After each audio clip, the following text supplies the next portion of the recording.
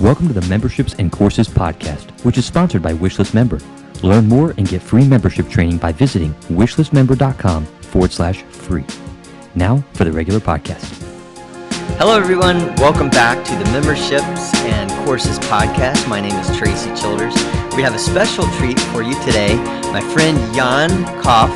Did I say that right? Jan Koch, correct? Very close, yeah. Very close. From the Virtual Summit Mastery is our guest today. And so welcome, Jan, and you can tell us how to really pronounce your name. Thanks so much for having me, Tracy. The German pronunciation is Koch, but it's quite hard for non-German speakers. All right. Well, I'm going to continue to practice on it. So, Jan, welcome to the show. I've been looking forward to having you on for quite a while. We've been kind of talking and doing some collaboration. And right out of the gate, I want to ask you, you run the Virtual Summit Mastery. So the first thing I want to know is, what exactly is a virtual summit in general for those people that might be listening that have not heard? Diving right into this, I love it. Virtual summits are essentially the online counterpart to physical conferences. So when you think about going to a physical conference, usually you do that because you want to hear certain speakers who are on the stage, or you want to join a panel, you want to network with people in your industry. And with virtual summits, organizers could replicate that feeling pretty close in the online industry. So as a summit host, what your tasks are, you interview people, you organize presentations, you organize networking areas for attendees, and then you bring people together over a set period of time, just with a physical conference where you have a start date and an end date. Usually a virtual summit has that too. And you have various ways to monetize that, which I'm sure we can talk a lot about, but the overall essence for the summit host is you want to build your brand, you want to educate and entertain your audience, and you just bring people together who know more than you on a certain topic so that you can shine a light on the experts as well. Okay, I love that. There's a lot of stuff for me to unpack there with you. I have tons of questions about that, but first question is, how in the world did you get started in this industry? I mean, so many people I fell into it, I did this, or what was your story? It dates back until 2014. So I've been doing this for quite a while. I was 2 years in business back then. I was working as a WordPress freelancer, building websites, developing plugins, and so on. And I hit this plateau in my business where it was, no matter what I did, no matter how many blog posts I wrote to drive traffic to get more leads, no matter how many calls I had, no matter how many DMs on Facebook I tried, nothing really worked to scale my business. And I was in a mastermind called Internet Business Mastery back then, where I met my friend Navid Moases, and he ran the branding summit back in the time. So I just stumbled into that because I knew Navid. And he knocked it out of the park in 2014 with this branding summit. And I asked him, hey, can you teach me how you did this? Because I'm in this situation where I want to scale and I don't know how. I ran the first WP summit in 2015, made 5 figures, low 5 figures, but still over the barrier. And from that point on, I was hooked because of all the opportunities that opened when the summit was over. So the WP Summit, you chose the topic of WordPress because that's what you were doing, so that's a natural fit. And it just took off from there. Yeah, the idea was make a name for myself in the WordPress industry, which kind of worked out because then 2019, 2020, I did the WP Agency Summits. And I wanted from this first summit, I just wanted to get better freelance clients. I wanted to get bigger projects. I wanted to raise my rates and make more money as a freelancer. And that worked out really well. And it wasn't until 2018, 2019, where I came back into the virtual summit space, running more of my events. And then I think in 2021, we made it official that I take over Virtual Summit Mastery from Navid. So it's his company and I'm running it now, because he wanted to focus on different things. And I'm now heads down into virtual summits, not doing any freelance work anymore for a couple of years. Oh, wow. That's quite an accomplishment. So congratulations on that one. Thank you very much. So you said you started in 2014. So in my estimation, I'm starting to realize, okay, I started hearing about virtual summits. Um, I don't know, Jan, maybe around 8 to 10 years ago, but they weren't quite as popular. When did the concept of virtual summits really kind of get going? Has it been around for a lot longer than For that? ages, yeah. It has Okay. been around for ages. And back then they were telemarketing summits. I think they originated in the fitness health industry. That's where I heard them first, probably early 2000s even. So they've been around for quite a while.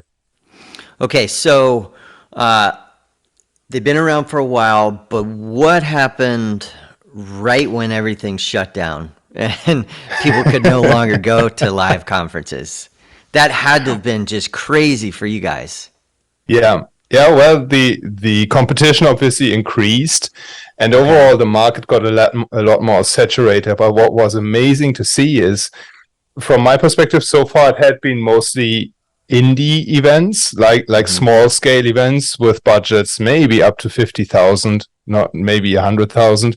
But then you had all those big players. You had people like Tony Robbins come in. You have companies like Hop-In come in. You have companies like VFairs, and all those physical conference hosts and fair organizers that couldn't do their business anymore and had to take it online. So the entire quality of virtual summits nowadays got improved by so much because everybody was doing them. You have to be a lot more creative nowadays to set your event apart from what the competition is doing, which overall is a good thing because it benefits the attendees in the end.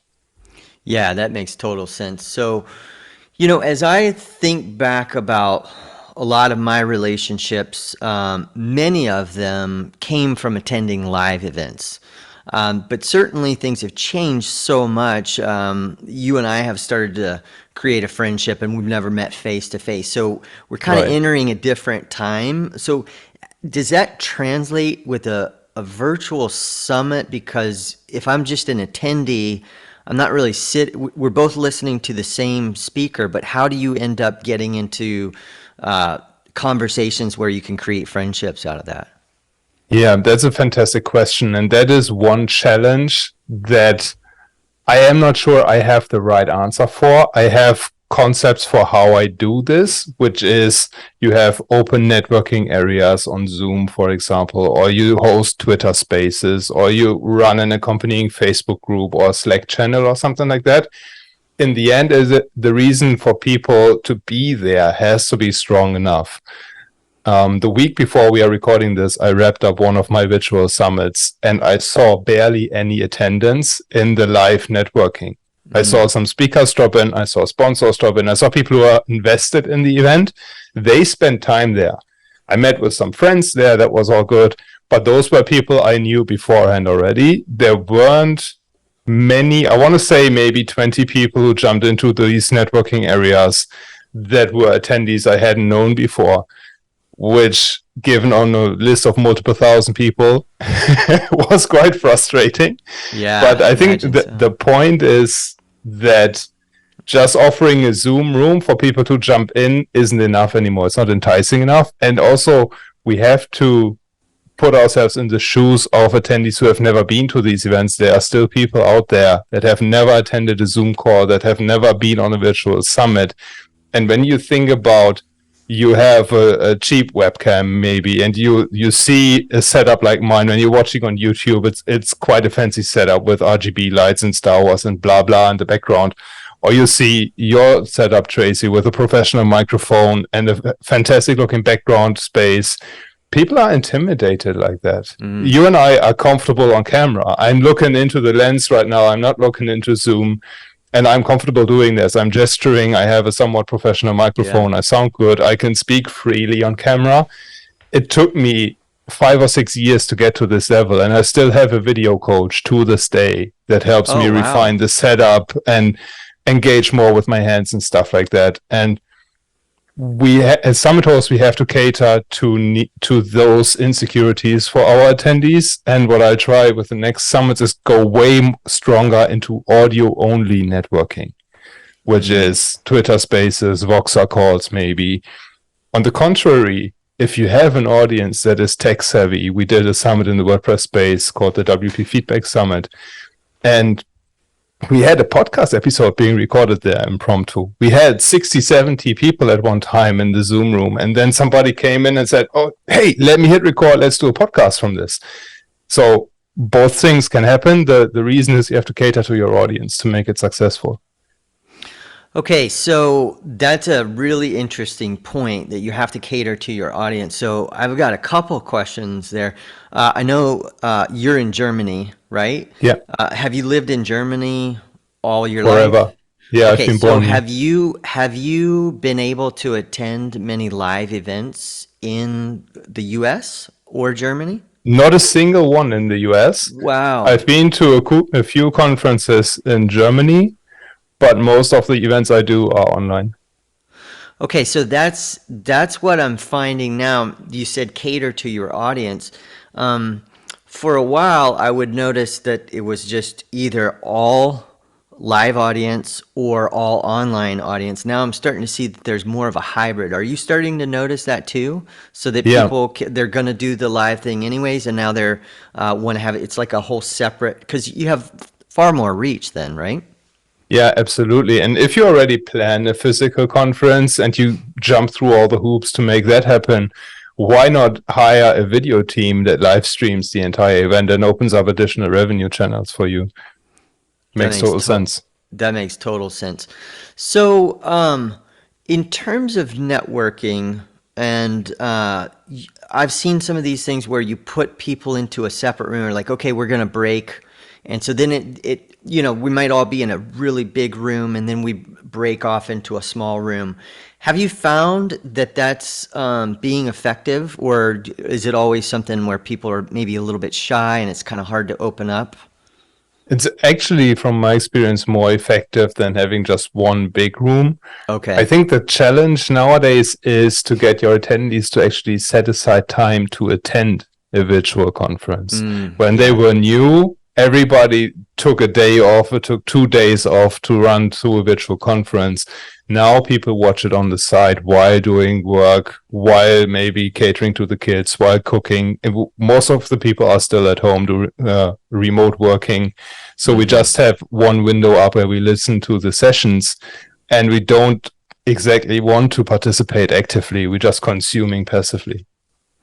That's interesting. Jan, let me go back to something that you had said earlier, where you're talking about being on camera. And I found it really interesting that as good as you are, you still have a coach. So it tells me a couple things. Number one is you're always dedicated to learning and getting better and stuff. But let's step back for a minute, and the people that don't have any experience. I saw something that you do where you recommend even getting with other students to practice. That must be incredibly effective way to get started. Yeah, absolutely. I think the most important realization you have to make is that your gear doesn't matter at all. Yeah. And I would probably say video is even less important than audio. For example, let me do something crazy right now for the people watching on YouTube. I've turned off my lights right now, so it's really, really dark, but that doesn't impact the quality of my audio, and people could still close the YouTube tab. They could still listen to our conversation, and my video quality wouldn't matter at all. Now, let me bring the lights back, because obviously I don't want to annoy everybody who's watching. But the point is that as long as you have something important to say, and as long as you have a decent microphone, you are good to go. And then you take your phone's camera, which is probably as good as the camera that I'm using right now, which is a DSLR, to record the video, and then you're good to go. Yeah. It's amazing. Like I've heard this said before, like the best camera for you to ever use is, you probably know the answer, right? The one that's in your pocket. The one that you have, yeah. The one that you have. It's so Jan, true. Go ahead, sorry. I was just going to say, it is a process that you need to get used to. I did my first interview in 2013 with Pat Flynn from Smart Passive Income, I had no audience. He was doing a book launch. I got up at 3 a.m. my time, recording in my room when I still lived with my parents on a Logitech C920 webcam, super crappy microphone, crappy webcam. And it still worked out. And I couldn't stand listening to myself for years. I still can't stand watching myself when I'm editing my videos. But you just have to get over it. And the first 10 videos will be uncomfortable and they suck. The 11th one may be a little bit better, and then you get a little bit better. And what stuck with me was a saying from Rand Fishkin, who I interviewed years ago. And we had a conversation about me not being a native English speaker. And I said, I feel that that's holding me back, that I'm not doing as much content as I should be doing because I feel insecure about this. And he said, because you're not a native English speaker, you are likely paying way more attention to what the other person is saying because you need to actively process it. So you can have better conversations than a native English speaker.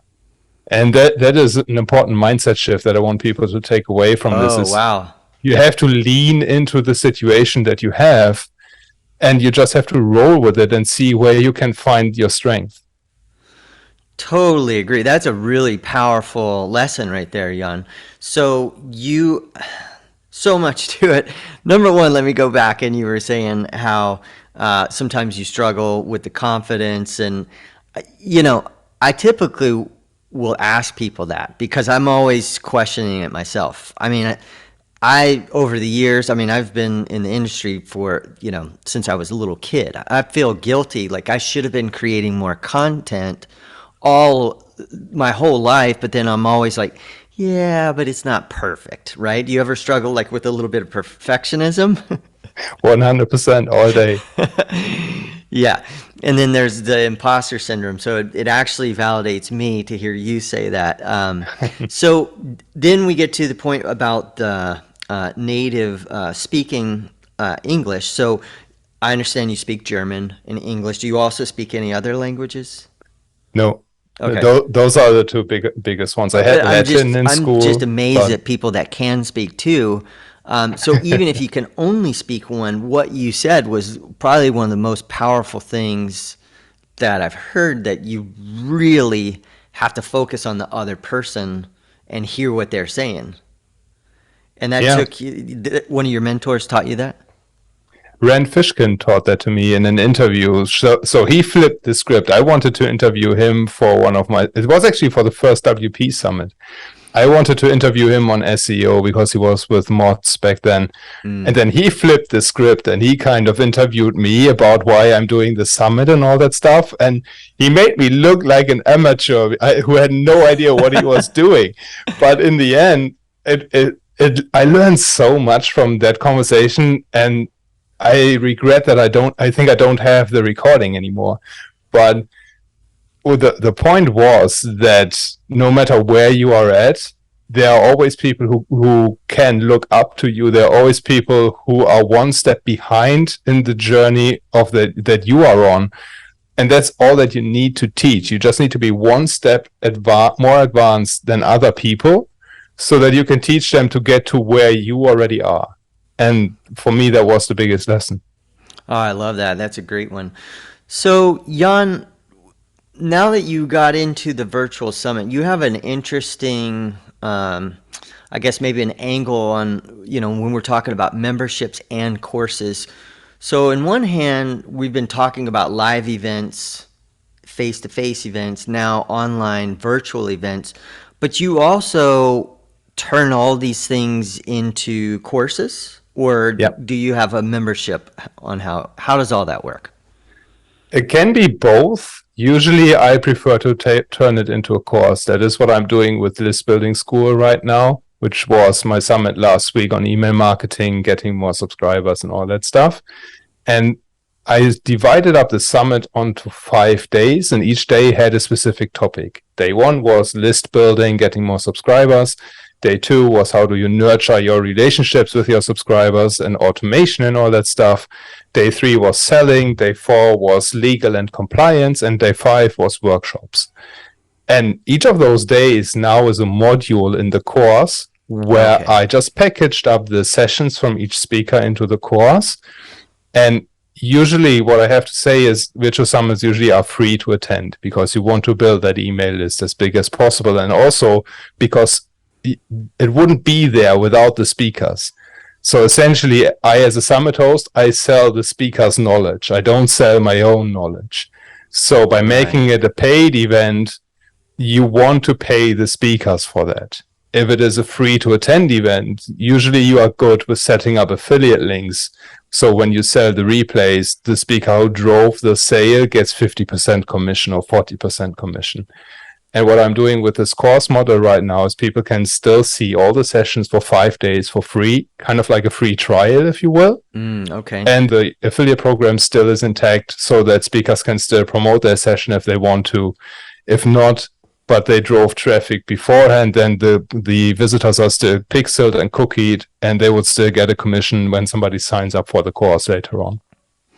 Okay, so you're doing virtual summits yourself. You're still hosting them, and you're picking a new topic, like list building is one you just did, and then you'll have another topic, and you go out and you find all of the speakers, and you're packaging up their knowledge. Then you also have the course that teaches people how to do that. Now, it seems like you're doing this with your students in all kinds of different industries and niches. Are there certain ones that really work and others that don't? What have you found?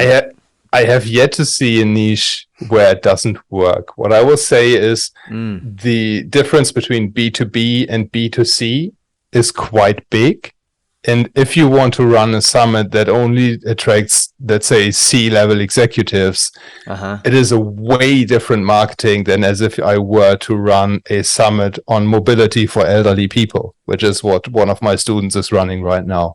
She has a 10-day summit just on mobility, on the Feldenkrais method for elderly. She grosses multiple 6 figures every year. She gets like 20,000 attendees to that summit. So that validates the model quite well, I think. That's quite a range, C-level execs to elderly people. So you're seeing it work just everywhere. That's exciting.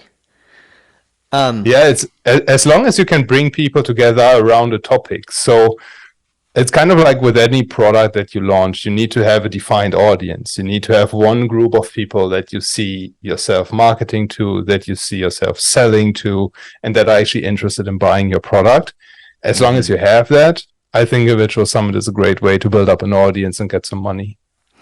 So this one might be kind of interesting, especially for people that are listening, because you've worked with such a diverse crowd in all kinds of different niches. Have you found that there are any certain characteristics that make people more successful or less successful at it? That is a fantastic question. I would say there are, for sure. So I think the most important characteristic you have to have as a summit host is that you have to be a strong communicator. And what I mean by this is you don't have to be the expert in the topic of your summit. Take list building school. I'm no email marketing expert. I'm decent, but I'm not an expert. But I am decent enough to ask the right questions to experts. So I can reach out to other email marketing experts who know way more than I do and say, hey, do you have time to do an interview with me for this event? Now, what you also have to do is you have to push those experts to promote their session. And you have to make it a win-win situation for them so that they actually want to share your virtual summit. And it can't just be about your personal gain. You have to make it about the speaker. You have to make it about the attendee so that the speaker looks good when they promote the summit to their attendees. They get this boost in brand awareness and in credibility. And it's not about you as a summit host. You want to have all light on the speakers and on the attendees. And then also what you need to have is this mindset of done is better than perfect, what you brought up earlier, which is you'll have so many moving parts. You'll have probably 20 speakers that you have to orchestrate. Then you'll have affiliates. You'll have attendees who ask questions. You need to set up the email sequence to deliver the summit. You need to have a website up for the summit. You need to have the membership attached to it if you want to sell the tickets. It's all manageable. It's all good. There are blueprints for doing that. There are easy guides that you can follow for free online. But you have to be able to manage multiple parts at the same time. So if somebody were listening and they say, man, I could be good at interviewing people, but I would not be good at all of the other little detail work, and then vice versa. Have you seen that where people go into partnership? I'll handle all that, and you're just like the MC of the event. Yeah, absolutely. One of my students in Virtual Summit Mastery does that in the expat space, where he handles the tech, he handles the marketing and the strategies, and he partnered up with a really big name in the industry who can bring on high-profile speakers at first, but who also does all the interviews. And then they set up a revenue share model to split the profits. Oh, that's fantastic. So I want to ask you this question because I know how things work. It's like once you start to see things in a whole bunch of different industries, you start to get creative. And you've already mentioned the expat and the elderly. So I know that those are some of your clients. So I want to fictitiously come up with a market. Okay, and so I already have one in my mind. And what I want to do is throw out a market, because some people would be like, okay, well now how could my market, I could only come up with one idea. Like for example, you're in the marketing industry and you're like, okay, now I have list building and I know that you have a whole bunch of other stuff. So let me throw out just market. So parents with newborns, how many different virtual summits could you run on that? There's so many different angles you can take on this. I would start with diving a little bit deeper into those markets, because parents with newborn is quite broad. What parents? Single mom, single dad, employed full-time workers, self-employed parents. So that's the first segmentation that you would want to do, is really dive into the audience. Who are you serving? So if I have a complimentary coaching course on, let's say for single moms with a newborn, and I teach single moms how to manage their time, how to stay sane, how to survive on 2 hours of sleep every night, and all those things, I would make sure that my summit really speaks to those points, and I would invite experts who can add complementary value to that. So you could have sleeping coaches, for example, speak about sleep hygiene. How do you get better sleep? How do you get more regenerative sleep? You could have diet experts talk about how do you stay healthy if you don't have the time to cook all day. You could talk about, obviously, parenting coaches. How do I raise my children? How do I make sure I meet all their needs? You could talk about what is the legal stuff to it? What types of grants can I get if I'm a single mom? What support can I get? What can I do to make my life easier? So what you would do to validate your summit idea is think about a target audience and then really think about what keeps them awake at night. Who are they? What keeps them awake at night? And then you go to Amazon, you go to iTunes, you look at other products and marketers who are in that industry already. If there are competitors, if there are podcasts who thrive, who are active, if there are books being written on your topic, then that's always a good sign that it is a healthy niche. If you can't find competitors, it's probably not because you had a new idea, but somebody tried it and didn't make a good business out of it. Really, really good point. I love the fact that I just kind of put you on the spot and you just like nailed it. And I knew you would, just because I know that you've probably gone through this with all kinds of different niches. Am I to be fair, it also was a curveball because I have a 2-year-old daughter, so I've been in that situation. Well, that helps. So you know all the pain points for sure. Yeah. Well, Jan, if somebody were hearing some of this for the first time and saying, I think that this could be a fit for me to do a virtual summit, or I'm not sure, like, what would be the first step? I understand like it would be great to take the course, but I mean, That's not the first step. Mm-hmm. It's not. I'll be totally honest with you. The course is an investment more in time than in money. It's quite affordable. But when you run a virtual summit, it's a 3-month project usually. So to decide whether or not a summit is for you, I would ask a few questions. One, do you see yourself interviewing people? Do you feel comfortable reaching out to strangers to ask for those interviews? Mm-hmm. Do you need a bigger audience? If you do, a virtual summit can really build this for you. Can you set aside, let's say, 5 hours a week for 3 months to actually execute this strategy? And then are you okay with being uncomfortable? Because as with anything in business, if you do something that's worthwhile, it'll put you out of your comfort zone. Yeah. And the virtual summit is a great challenge to do that. It's not like it's super hard to do. It's not some rocket science. It's nothing that I invented that nobody knew before me. It's not that I'm the only one teaching virtual summits. There are fantastic software tools that make it very easy to run a summit for you. Those rarely cover the strategy part of things, but for the tech perspective, they are really good. You just have to be okay with having to figure things out for yourself, even if you take the course. Yeah, and I would think, and I'm curious if I know you got into it from a friend of yours in a mastermind. I would think that before I have a ton of experience with live events, I had attended a whole bunch of live events before I ever did my own live event. Is that the same way for virtual summits? Would you recommend somebody to go in as an attendee just on any topic just to see how that worked? Yeah, absolutely. And if the topic is something that's interesting for you, that's even better.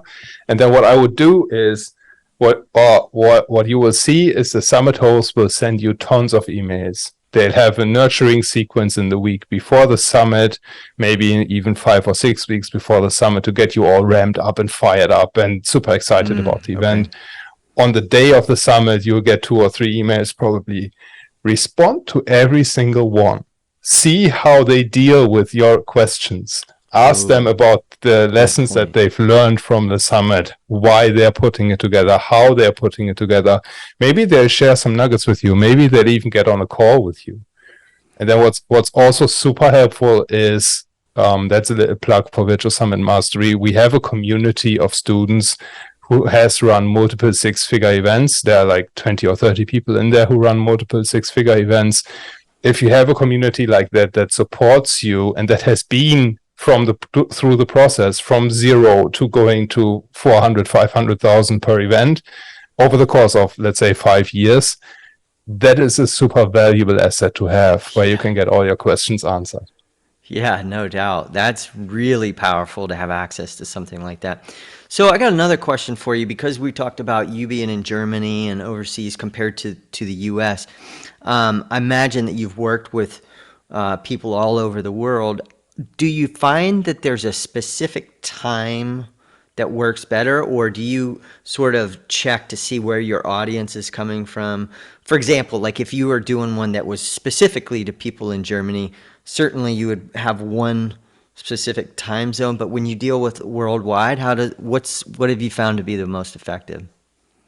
Another great question. I would avoid all the big holidays. So Christmas, even Black Friday, Cyber Monday, Easter. Then I would avoid the summer break.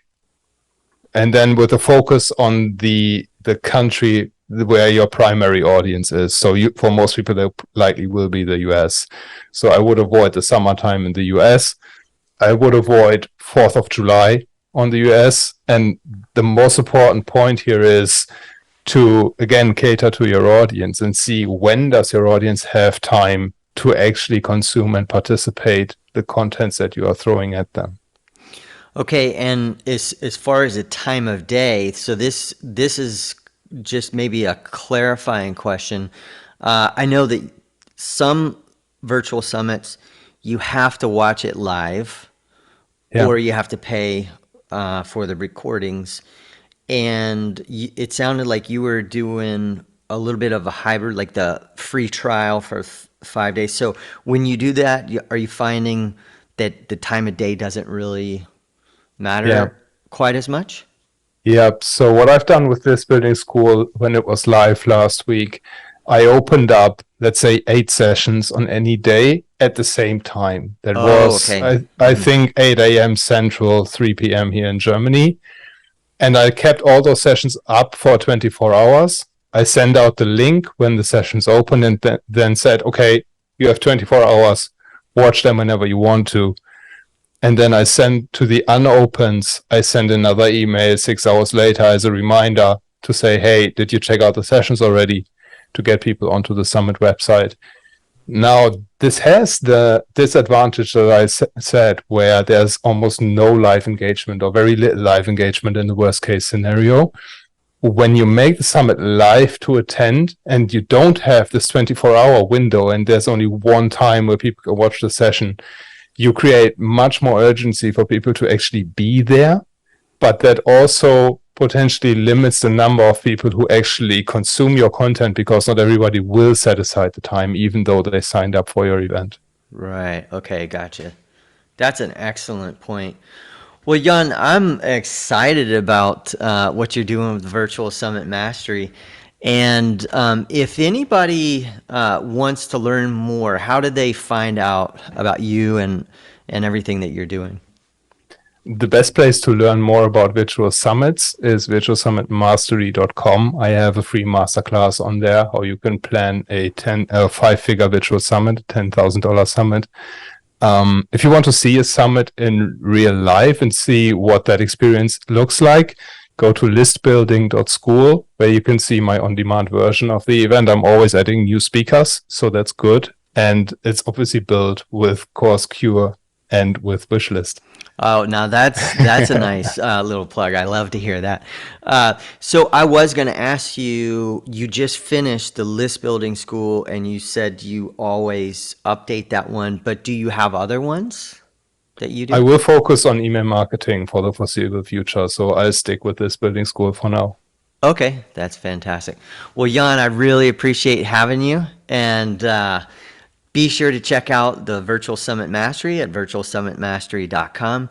And again, we'll post all of our recordings of our podcasts at membershipsandcourses.com. And if you enjoyed this episode, please like and subscribe and give us a rating on Apple, iTunes, podcasts, however that works. That's the first time I've ever asked for that. So hopefully we'll get more of that, and it will help us get the show out to more people. Thanks again, Jan. Look forward to hearing about all the future great things that you're doing. I had a blast. Thanks for having me. Well, you made it all the way to the end of the podcast, and I appreciate that you listened to the thing in its entirety. I hope that you received a ton of value. We spent a lot of time to try to bring on the best guests as possible and really pick their brains to provide value to you. If you enjoyed the podcast, please leave us a 5-star rating and review.